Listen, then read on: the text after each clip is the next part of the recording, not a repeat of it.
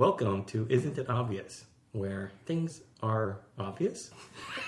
That's going to be the intro. That's going to be the intro forever now. Right. Welcome to Isn't It Obvious with me, Philip, and Micah and Sera. And today's topic is, isn't it obvious that it's way better to be the dumbest person in the room than the smartest person in the room? No. Maybe. Unless there's a difference between dumbest person and most ignorant person. Or, hear me out, what's the goal in this room? Is it to learn? Because then yes, being the dumbest person is absolutely the best. That's where you want to be. If your goal is to learn something, yes, being the dumbest person is great because you have all these resources of people who are smarter than you.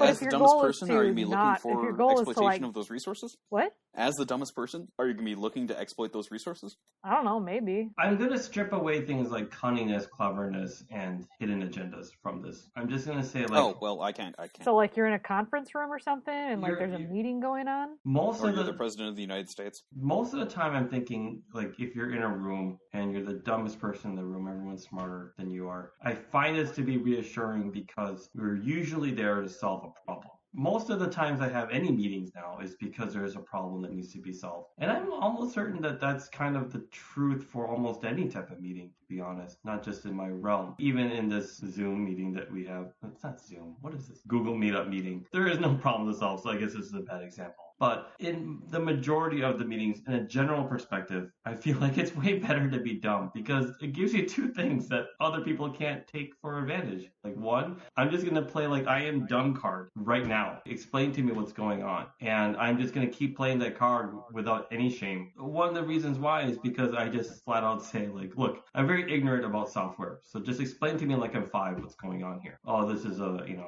thing that you press this button and doesn't work. Okay, thank you. Now how do we get it to work? So it gives me a better way to like just say, look, I'm just dumb here, but you're just gonna have to work with me. The second part about it is like, if I'm smarter than them, then what use of them are they? Because I can't solve my problem. I need people that can solve my problem. That's why you're here. If you're a smart person and there's a dumb person in the room, that's your troubleshooting. Yeah, like if you explain it and they look at you, gobsmacked, and they're just like, so how does light get to Earth in 8 minutes from the sun? Isn't it just always that type of thing? You have issues you're running into because you need to go to the lowest common denominator. If you're the dumbest person, you are the lowest common denominator. So whatever intelligence you have is going to skew whatever is going to be resolved at this meeting. I like the idea that the dumbest person in the room is the most useful. It's the most useful, which there are probably plenty of cases where that's very true, where someone's trying to design like an airport layout and they're like, look, people are going to be very dumb when they're trying to get to their gate. Like, how do we make this layout so that the average dumb person can get to them? It's like, I don't know. Much like the Israeli 10th man from World War Z, where in a room to debate policy for Israel's defense against a zombie horde, there's one person that's like, but if... And they're given all the credibility in the world. If that happened more, I think we'd live in a better world. Of just one person being like, what if the dumbest person ran into this? How would they deal with it? Mm-hmm. So then it would suck to be the dumbest person all the time. I think it's valuable to have a person who is not necessarily familiar with whatever the situation or the problem or the issue at hand is, because they are going to ask those questions, but they have to also they have to be able to ask those questions. Agreed. They can't just be like holding it in. But it's not better to be the dumbest person than to be the smart person dealing with the dumb person. Oh, it's terrible to be a smart person to deal with a dumb person. I have never dealt with that. I'm just thinking in theory. Phil, you deal with it every time we talk. I'm dumb. No, that's my argument though. It's that I don't think that I'm very smart. And I think the last IQ test I took was like 99. And I was like, yes! Just 1 point below average. I don't know. Yeah, those are bullshit. If you have right-wingers on Twitter saying they have an IQ of 187, the IQ test is fucking dumb. I have friends who have like said, I have an IQ of 137 or 40, and like I have a genius IQ, and I'm also a tetrachromat. And I'm like, you're a man, so I doubt it. And I just frankly don't believe you. I think you're telling me you took a Facebook quiz and you feel good about yourself now. I did take the Facebook quiz. It wasn't just a Facebook quiz. It was a Facebook quiz about The Office, all right? But here's my problem. And you are a genius if you know all those subtle details about The Office. You can't take a Facebook quiz to tell if you're a tetrachromat because you're taking it on a computer, which is RGB. You are limited. You are limited to red, blue, green, computer color. Anyway, what, Mike? No, what's a tetrachromat? Someone who someone can see more than the... Sorry, go ahead. Yeah, for those of you who don't know what a tetrachromat is... See, dumbest person in the room. Tetrachromats have an extra rod or cone in their eyes, then they can differentiate colors more accurately than the typical human who has only 3, which is RGB. The tetrachromat would have an extra alternate one. There's other animals that have 8 or 10 or 15 or something, like butterflies have a lot, and they can see, differentiations in colors that we can't see. I believe that there was a case where there was a recessive, or maybe it's a dominant gene, one of those, that there's a certain population that maybe 1 of a million or something that this could form, that they would have the extra rod or cone. Yep. And then people are like always amazed, like, holy crap, they can distinguish the colors as separate. They're just not blurred together. And so they were able to identify one by taking their genetic profile, and then they would print it out. And they said, look, can you tell a difference? And they're like, no. And the reason why they couldn't is because they're not trained to. Because it's not useful. The world is set in Pantones and the standard colors. And there's standard colors for people that are standard eyes. You're almost never going to need to know that differentiation. But the kicker was that the people who work in the industry, the printer printed it out, and the people who work in Pantones and stuff, they were able to trick it. Like, they were able to tell the difference. Yeah. Because the print quality was different. And yeah. And so they could distinguish something else other than that. And I was like, oh, this test. Yeah, you can't, it's really hard to test. I don't know if there's an accurate test. No. Do it based on genetics, and then you would have to do like a double-blind study or something, and yeah, there's... But if it's never been developed or useful, because, again, the world doesn't cater to that. The world caters to people. Yeah, big deal. You have an extra cone or rod in your eye. Right. Who cares? As far as the IQ test goes, to circle it back, I will never pay for one because I think that the premise of it is just very sad. And stupid. It makes me feel really depressed about it. It is stupid in the sense that, okay, what is the use of this IQ test? Ultimately, what would be the purpose of having someone's intelligence quotient available to some authority? The only reason you would want that is to determine whether or not by a standard would be to determine whether or not a kid would need special educational whatever. If they need special classes or something to get them the help they need. People on the autism spectrum who might have a lower IQ. Or a higher IQ. Or a higher not IQ. Have the social cues or... So it wouldn't be just IQ. There's other tests that would come involved, but it would be like a standard quantifiable value that you can put to a person. But we all agree the IQ test is bullshit, right? Pretty much, yeah. Okay.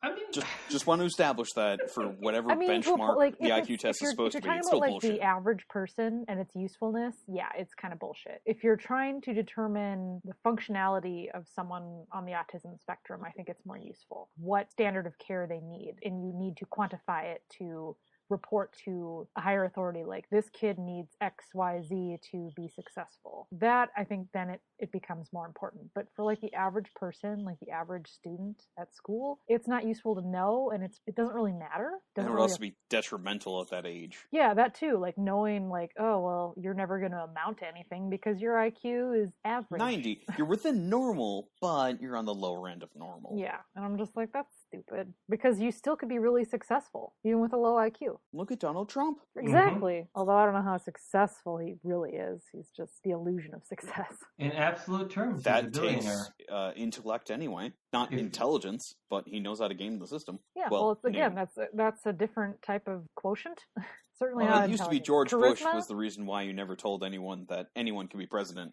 Now we have a better example. We should have 6 quotients based on D&D. There should be a charisma quotient, an intelligence quotient, and a wisdom quotient. And I disagree about the physical attributes. I don't see how strength, dexterity, or constitution actually applies to practical application in the real world. It sure does. If you're more dexterous, you're going to be more qualified to do jobs that require dexterity. If you're more... But that's innate. Stronger, you don't need a quotient for it. I was a delivery person, and I have no dexterity or constitution or strength, and I still did a very labor-intensive job. Very poorly, mind you, but I still did it. Well... That's another thing, is I don't know if strength is necessarily a... So now you're undercutting your own argument? Well, it's not, no, it's not really a fixed number. I don't know, like, when you get to, like, your IQ tests, I'm sure you can skew one way or the other, you know, like, by varying, like, minuscule degrees. But strength, you can actually, like, train your body for and develop your muscles and get to a point where you are going to be stronger, on average, than the average person. So the amount of information a person has in their brain is not something that can be trained and added to...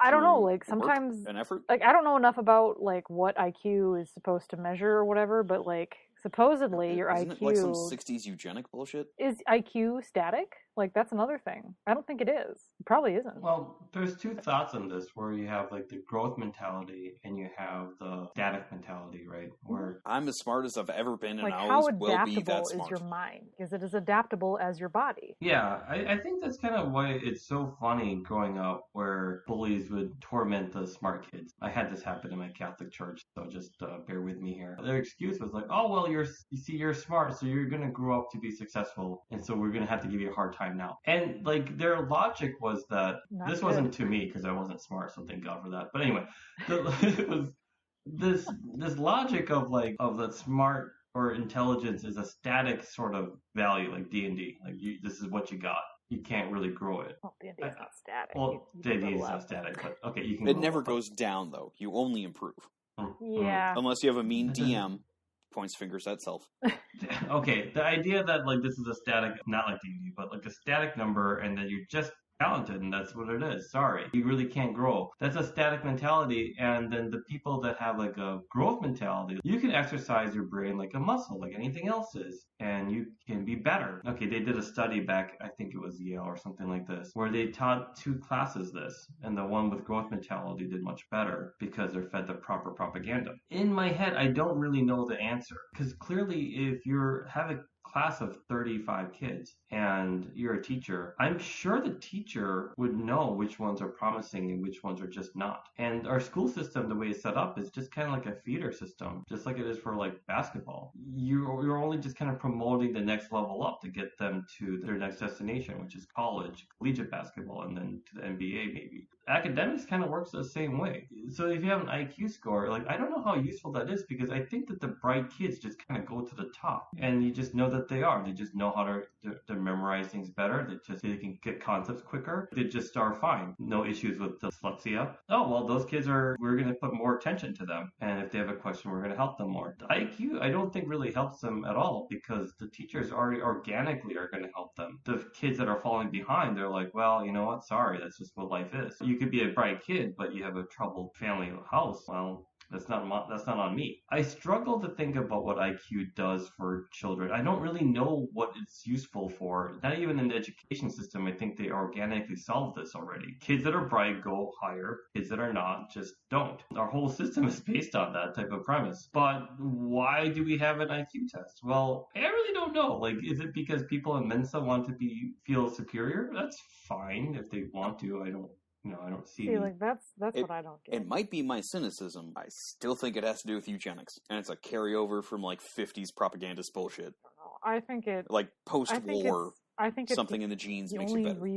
The only reason an IQ test is useful is to have a number, a quantifiable value that you can report to the government for funding for people who are struggling. That's the only reason I can think of how it would actually be a useful thing. And that would only be on the low end, as far as IQ test goes. There's other tests involved that would be required for other different things. But I think anything that's above average, or even just average, or around average, doesn't matter. Like, any of that isn't useful. It doesn't matter. Anything that's below average, though, that is where you can have a number to put and something to quantify, because those values are what is going to determine determine whether that kid is going to get the help that they need. So only below the quotient is what should be given resources? For what they're asking for. If this kid is struggling in classes because they have a difficult time with spatial reasoning and other reasoning that, like logic reasoning that IQ measures, they can report that to the government to give this kid who is struggling special attention because they need it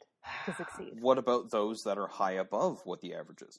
They don't need anything extra. Any extra resources because they are an exceptionally educatable youth? No, I don't think so. I don't think they need extra resources. Yeah, I think what happens to a 13-year-old that aces all his classes that could be in college. You could give them, if they score exceptionally high on them, you could make a petition, not necessarily to the government, but because they don't necessarily need the government's help. They would just need the school itself could give this kid an opportunity, like more opportunities to succeed, but does not benefit the government to give more resources to those that will have the potential to but they have an intelligence beyond their age. But I think the government should be helping people who need it. I don't know that people with a super high IQ necessarily need expediting, giving them better resources so they have a greater impact on the state is not something that the government should consider.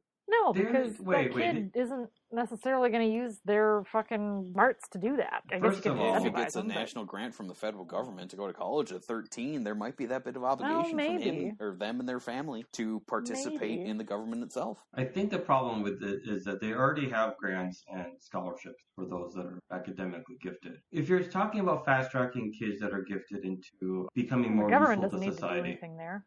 Right, like the system is already recognized. You pay into that investment. They're already recognized. Yeah, the system is already going to help them. The issue, though, is that it really doesn't. Yeah. So I imagine that if you're a really clever kid, no one ever pays attention to it, and you're getting good grades, that you could be bored and be destructive. Nothing is worse to tell a kid that they're just smart and not hardworking, because you're going to get up with get a really screwed up kid, because eventually smart doesn't matter worth shit. Yeah, they don't care. Because okay, good job, you know a thing, but that's not helping you do this menial labor job that you now have.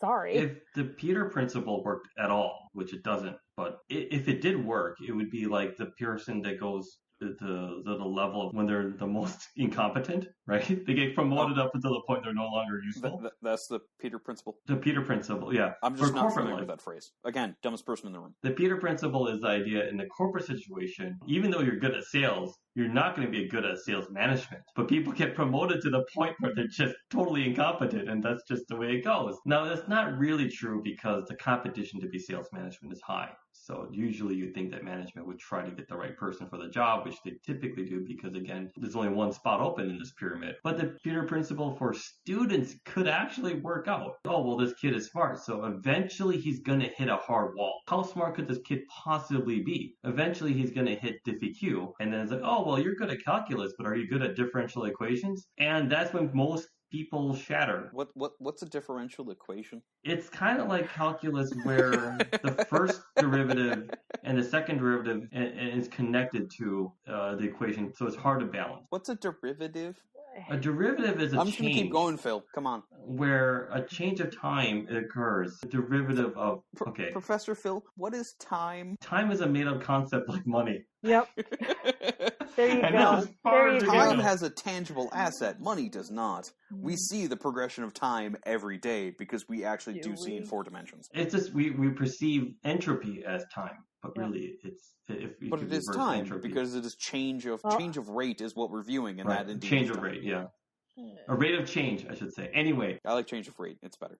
C comes before R. The problem here is that the kid, based on the system, is going to hit a wall. And if they don't have any infrastructure of how to deal with walls, they're going to be screwed. Because they've been coasting off their intelligence. So like, I can memorize equations, I can do all this stuff. But eventually, that's not going to really work out. And if you don't have a good handle on failure, the best example I can think of is Final Fantasy II, where the only way you could level up is by actually using the weapon, or if you're a tank, get the hits. And if you don't have any experience of taking the lumps and hits, and you get to a point where you need to rebound and you never had to, well, guess what? You're not going to have a good time. Especially if you're a perfectionist and you've been able to coast off your intellect I assume, I'm not one of those type of people, but from the people that I know that did burn out, that's kind of their story. That type of like, oh, the kid has a high IQ, maybe we should be worried about that, doesn't exist. They just think that the system will take care of them. And I'm sure there's plenty of stories out there that it didn't. I was going to say, I feel like the system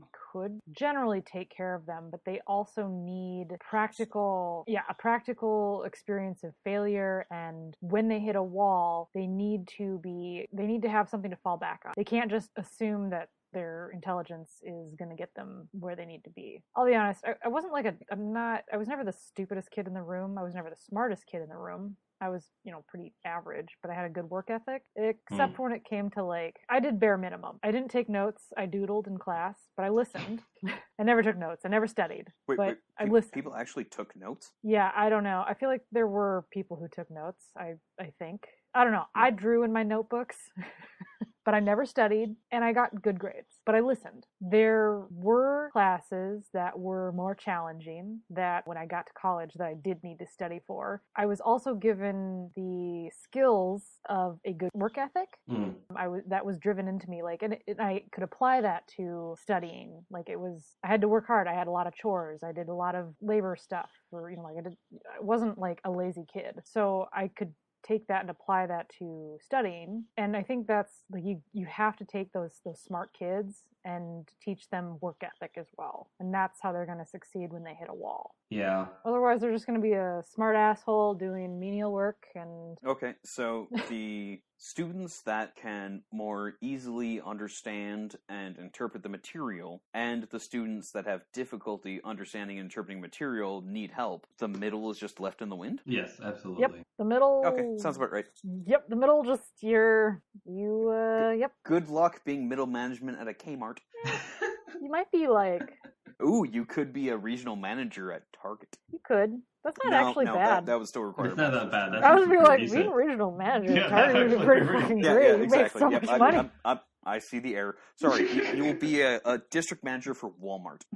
It's still that's actually pretty good. Probably not bad. I don't know. Not you can from make the a shit living I've off seen. of that. Don't shit on jobs, man. Just having a job is pretty good. If you can make enough to live, who gives a fuck how smart you are? But those in the middle aren't left to... They don't have a proper foundation of which to achieve their potential. Because they are left behind by those that overachieve and those that underachieve. No, so they're fucked. So yeah, they get a $60,000 job dealing with a bunch of people making minimum wage. What's wrong with a $60,000 job? That would be it's fucking fine, great. But it's not what they're doing. They just have a job. They do not have a career. They don't have a life. But everyone needs a job. No one. There's a very few people who are doing their dream job. Very few people who are doing what they set out to do when they decided on their career path. I feel like. Ironically, those that do have a dream job quickly lose it. If you have a small company, which is what most people would have, their dream job is to be their own boss. I don't know. That sounds like a lot more work than I want to do. There's a lot of responsibility being your own boss. Okay, well, screw you guys. And I mean, here's the thing. I'd fire myself in day 3. I told my staff that the first thing I would do if I had real power was, at one time I was an interim manager, and I took the role because I was afraid that our leaderless group was going to get sniped. And this is actually kind of the very first 0th episode of horse trading and smoking mirrors or whatever.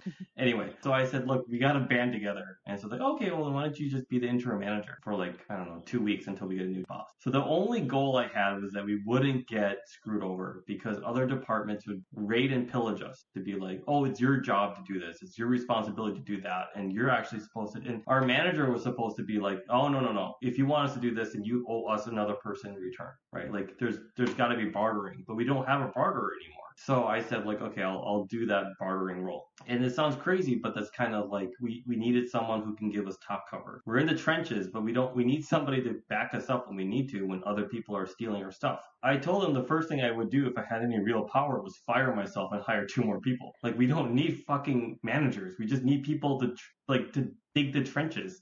That's what we are. We're the ones that actually have to. Yeah, but you still need leadership, and you still need someone to fucking speak for the group. We need someone to protect us. Are we digging deep into the World War I analogy here? Because I have a lot of questions, where's your cavalry? Where's your artillery? Are your generals actually viewing the battle before, during, or after the fight? Or I tell my other business unit folk that this whole thing is World War I. Like, this is just trench warfare, and we're just trying to survive. Like, that is exactly what I do day in and day out. And they laugh, and they're like, no, that's not the right analogy. The right analogy is that this is like we're politicians or something like that. It's like, no, yeah, this well, you is... gotta fucking pick your battles and Right. play the game, and yeah, that's probably more bureaucracy. accurate, let's be honest. But I like the romanticized version that we're just stuck in knee deep of poop. The romanticized version of a meat grinder that just left bodies left and right without any bit of critique of what their abilities were. That's the romantic version of things. My brain is like, this is what it is. We're just meat to be grinded in this factory work, and we need people, our little officers, to protect us from being totally screwed over by other opportunistic folk. Like, that's what it is. Yep. Well, it does make sense. You do work in an abattoir, so. Mm-hmm.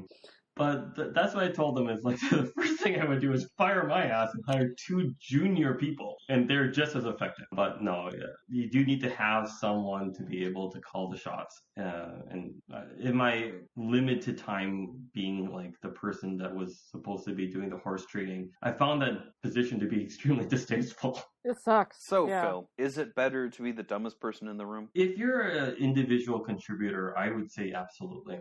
Because again, the idea is that if you're in a room in that type of setting, and I agree, I think I said it before, in most settings, it's because you're trying to solve a problem. Why else are you being summoned in a room? If it's a group effort, then absolutely, being the dumbest person is the most efficient person to be. But if this is a competition, you want to be the smartest person in the room. Right, but again, if you're a management, I would imagine you don't want to be the dumbest person. Oh no, management, you absolutely want to be the dumbest person in the room. That is what a manager is. They're the person who asks questions. They're the person who if you're the manager, you want everyone else under you to be smarter than That is right. You want those people to be able to do their job effectively. All you are doing as a manager is getting them the resources they need to do their job effectively. And that does not take intelligence. That just takes determination and bullheadedness. Yeah, and horse trading. I honestly think that for management, the competition track is higher. True. Your level of who you are, your confidence, and your reputation matters more. You need to be the most charismatic person in the room. Right. Charisma is really important as manager. Why don't we have charisma quotients? We should. I think it's way more, again, I would say that charisma is way more important than wisdom or intelligence in today's society. Because most Americans would fail that so hard, and they think they are so damn charismatic. Again, points fingers at himself. No, confidence is very charismatic. I think I read something on the BBC. No, it's something else about like how there's no such thing as alpha versus beta males. Agreed. That the idea is that if there was always a winning strategy, that would be akin to something like playing rock, paper, scissors and always doing the winning strategy. Wait a minute, that doesn't work. Your competition will eventually figure this out, yeah? So your winning strategy would be quickly a losing strategy. So it's never going to be a one-size-fits-all approach. So the idea of an alpha male being belligerent and just being super confident and large, it doesn't work because you have too many backstabby people. Yep. And they're really good at backstabbing. Like, not everyone wants to deal with an asshole who thinks he's the fucking king of the fucking world. He's gonna eventually fail because people don't want to deal with him. That is also the case too. They said that the most important thing is a paradox where the person is humble enough but also confident enough. The person is empathetic enough but also is gonna be aggressive enough. You gotta min-max your stats. You gotta have a mixed strategy. That's why I'm a rogue paladin every time. I'll just be a rogue, be useful. That's all you need to be. It doesn't matter. Min-max is not right. Like, min-max means that you're going all into alpha, which is not the way. It's like, that's like going all into rock every time you do rock, paper, scissors. Yeah, you're gonna fail. You're gonna fail unless you have a cadre of people that can roll paper and scissors. They think rock is the winning strategy all the time. And backstabbers are really quick to exploit that. They're like, oh, well, I guess I'm just gonna have to choose paper then. Right, but then they do it in a way where, okay, so the idea of a mixed strategy is that you have to employ everything from charisma to wisdom to intelligence to being humble to being aggressive. This is the way to become more effective at the game you're playing. When it comes to being the dumbest person in the room, I'm like, well, fuck it. The people in the average zone, they're not going to want to, for whatever reason, lower their reputation and to open their mouth and to prove that they're dumb because they're in a competitive band. Like you said, Micah, the people in the average zone are screwed because they're not going to get any help. They're not recognized as top performers, but they're not recognized as low performers. They're just fucked. There's no care package floating from the sky to hit them. They're probably the more competitive scene. The people that are top performing they're not competing against other top performers. They're competing against all the people below them. The average. And And the people that are in the bottom, like what did they have to lose? You can keep spamming "I'm dumb, explain this to me" over and over again because the only way you can go is up. The issue though is that, in my opinion, when you go to any type of group and like you said, hey, what is explain diffie or something like that, you just lay the card down and like, look, I'm gonna actually challenge you. And it doesn't hurt me any because my reputation's already pretty low here. But it's going to hurt you if you can't answer this question correctly. Now, correctly define what calculus means here, because our listeners are going to be very interested in fact-checking you. What's calculus? Our listeners, our one listener, is going to be really interested. Thank you so very much, one listener. It's the calculation of the rate of change of things. Okay, so... And I'm guessing you're from New Zealand? Because everyone from New Zealand seems great, so I'm just assuming that's where you're listening from. It's Canada. Canada's wonderful. Oh, it's Canadian? Oh, yeah, that's third best. Sorry, Canada. You know you're great, but you're still third best. What? Wait, what?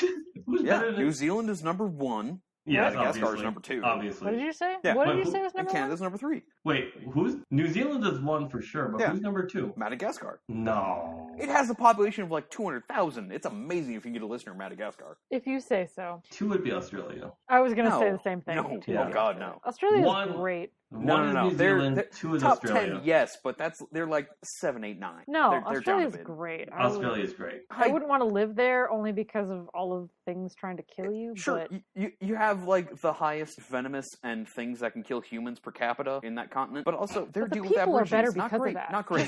Just New how Zealand we really decided embraced that the people the in Maori, like the northern, and they embrace the Pacific Islanders, but Australia, they have some issues. Hey, everyone has issues. Fair enough. Right. Australians, you're great. Good day.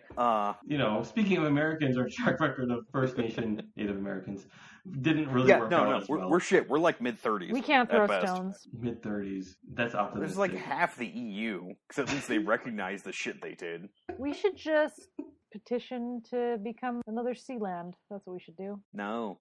Yes. No. What we should do is send all the MAGA people to that giant island of plastic in the Pacific and just let that be their own country. Oh, that's so brilliant! They could just live there on that floating plastic trash heap with their floating plastic trash brains. It's like they're just deserves. Because, and they're floating plastic they're not trash actually going to ideals. farm anything. And they're not going to grow anything, but they can probably fish. And they can just yell at each other about stupid things they hear from the plastic. Yeah, they feel all right. We're over time, but I think you guys are a little harsh on the MAGA people, even though they just tried to plan an insurrection. No. Fuck them. If they've been fine for all of what those 4 letters have stood for the last 4 years, no, fuck them. If there was no introspection, if there was no looking back on what any of that meant on account that America First was the Ku Klux Klan doing that shit in the 1920s, then they deserve all of their insults. Fuck their feelings, because apparently they never gave a fuck about ours. Pretty much. I look at this as a system problem. I always try to, at least. And individually, yes, we kind of fucked it up. But the system, there's no doubt that, like, the way that we embraced Reaganomics in the 80s and went to it on overdrive in the early aughts, it created a huge swath of the population with a lot to lose. Well, not a lot to lose, I should say, with nothing left to lose. With double recessions that have occurred in the 10 years and the dot-com, like every 10 years, people's entire savings accounts get wiped out or something like this. Yep, and that is ignorance from people who do not learn. We talked about this in the prior episode the BBC Challenge. They do not ingest proper information gathering resources, so their opinions are skewed, and it is bad, but they are militant about it because that's the only information about the outside world that they receive. I think they're so far gone that they can't participate on the BBC Challenge. Much like that same thing, 30 days can change a lot of things. But my argument here is that you have and it'll be great if this episode is put out before that other episode. Oh, no, I know. It's funny to have these completely messed up. My whole point is that you have a subsect of the population, a large swath of them that are angry. They don't know why they're angry. Phil. Is this a different topic? This is a completely different topic. Okay. Thanks, Mom. Listen, Micah, you need to come up with better segues than that. I try and put in brick walls, but god damn it, you guys are just we're just smashing through balls. it. We just don't even care. Yes, we're like, here's the thing. We're talking about intelligence quotients. That's fine. Politics. You want to end Nope, it here? I'm going to keep on plowing. Like, no, this is the stop sign. Go for another 5 minutes. We're running on like 15. Feels like so uncomfortable right now. He's like, ooh, I don't even want to. I don't even want to touch because this. It's a different topic. All right. All right, how about this? World of Warcraft was a horrible waste of time, and nobody should be playing it at all now. Better. No. I think if you want to play that game, you go right ahead. No, both of you are just supposed to say no. Waste your time. In fact, you should really be playing Stardew Valley. Stardew Valley is great. Best game ever. All right. Thanks, Mom. Oh, God, Phil's going to explode. Thanks, Mom. Thanks, Mom.